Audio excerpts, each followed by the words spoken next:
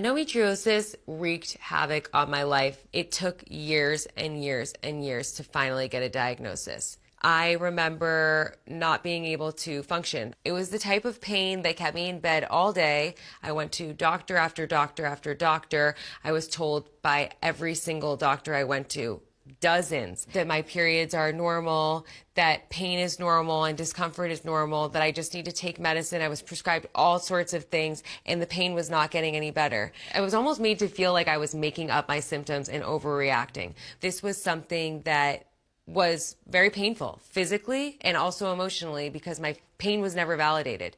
I knew something was wrong with my body. I felt like there was no way out of this cycle of absolute pain and isolation until I finally got a diagnosis. My diagnosis was through an ultrasound, which is really rare for endometriosis.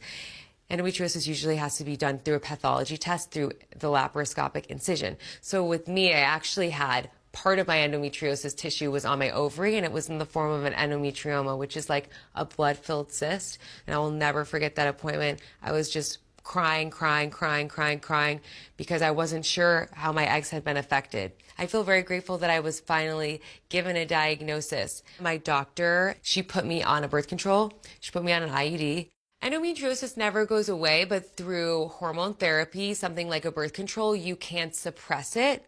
And that's what I did with the IUD. I have made it a mission of mine to really spread awareness on endometriosis because there are far too many people who miss the timeline of a diagnosis, and because of that, they damage their ability to have children. My priority now is really using my platform to inform people on it. Also letting people who have endometriosis know they're not alone. Like, we really are a very tight-knit community. When I was in pain and nobody was giving me answers, I was online. I was looking up everything, and I was relying on people who shared their story. And because of that, I am so dedicated to doing that in return.